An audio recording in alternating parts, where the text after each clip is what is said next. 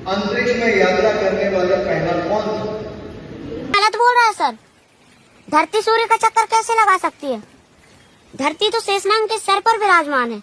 अरे चुप रह राहु, नहीं तो मुझे ही ग्रहण लग... आपने वीडियो के शुरुआत में एक बच्चे का वीडियो देखा, वो किस तरह से अपनी बातें कर रहा है और जो पंडित जी ने सब कुछ बताया उसी को सत्य मान रहा है और अपने अध्यापकों को गलत बता रहा है, अपनी माँ से भी शिकायत कर रहा है। लेकिन यह वीडियो है तो एक मूवी का। आइए अब आपको एक असलियत में दिखाते हैं। वो बच्चा नहीं है, वो एक बड़ा नेता है, बड़ा सांसद है, मंत्री भी हैं। वो किस आधार से बता रहे हैं और क्या क्या चीजें बच्चों को सिखाने की बात कर रहे हैं, पहले आप सुन लीजिए। अंतरिक्ष में यात्रा करने वाला पहला कौन था?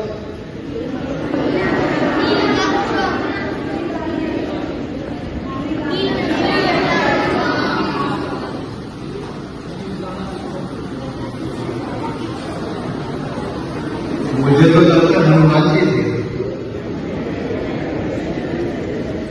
क्योंकि हम अभी भी अपने आप को अभी तक ही देख रहे हैं। हम अपने हजारों वर्ष पुरानी परंपरा, ज्ञान, संस्कृति, जब तक हमें उसका ज्ञान नहीं होगा तो जो अंग्रेजों ने दिखाया हम वहीं तक सीमित होकर रह जाएंगे।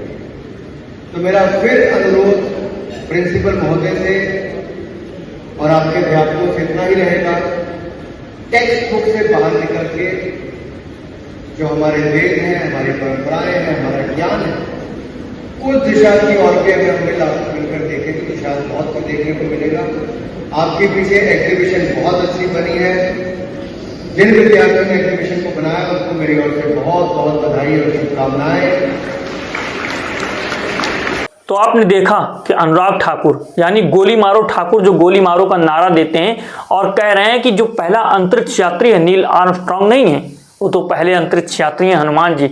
आपको यही पढ़ना चाहिए। विद्यालय के प्रबंधक को सारी चीजें बता रहे हैं कि आपको ध्यान देना चाहिए कि अपनी संस्कृतियों से हम ना हट पाएं, अपनी चीजों को बरकरार रखें, अपनी जो संस्कृति है उसको बना करके चलें और यही सही है। लेकिन अब सवाल यह खड़ा होता है कि बच्चे आखिर किसको क्या समझें, क्या सही समझे क्या गलत समझे। अगर उनके सवाल आता है कि पहला अंतरिक्ष यात्री कौन था तो वो क्या लिखें।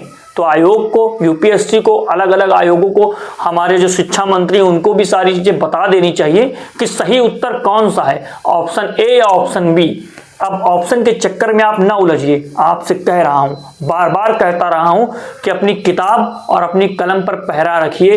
अगर ये चली गई तो फिर आपको कोई हक दिलाने वाला पैदा नहीं है। जो अम्बेडकर जी कह के गए हैं कि शिक्षा वो शेरनी है, जो पिएगा वो दहाड़ेगा, या वो दूध है, इस दूध को आप पीजिए और शिक्षा को ग्रहण कीजिए।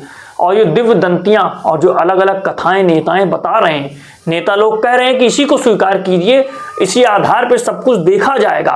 सुप्रिया सिनेत ने भी यह वीडियो शेयर किया है, लक्ष्मण यादव ने भी यह वीडियो शेयर किया और सोशल मीडिया पे बहुत तेजी से वायरल हो रहा है। आप अपने बच्चों को क्या सिखाना चाहते हैं, किस आधार पे अपने बच्चों को शिक्षित करना चाहते हैं? क्योंकि ये नेता तो अपने बच्चों को विदेश भेज देते हैं पढ़ने के लिए, लेकिन आपके बच्चों को बताते हैं कि आप ये पढ़िए, आप दिव्य दंतियों को सच मानिए। इस मुद्दे के बारे में आप क्या सोचते हैं और आपको क्या लगता है कि किस तरह का पाठ्यक्रम हमारे बच्चों को पढ़ना चाहिए? सच पाठ्यक्रम पढ़ना चाहिए, वैज्ञानिक तर्क आधार पर पाठ्यक्रम पढ़ना चाहिए, या फिर दिव्य दंतियों को, जो कथाएं हैं हमारे यहाँ, जो धर्म के हिसाब से कथाएं, उनको सिलेबस में डाल देना चाहिए?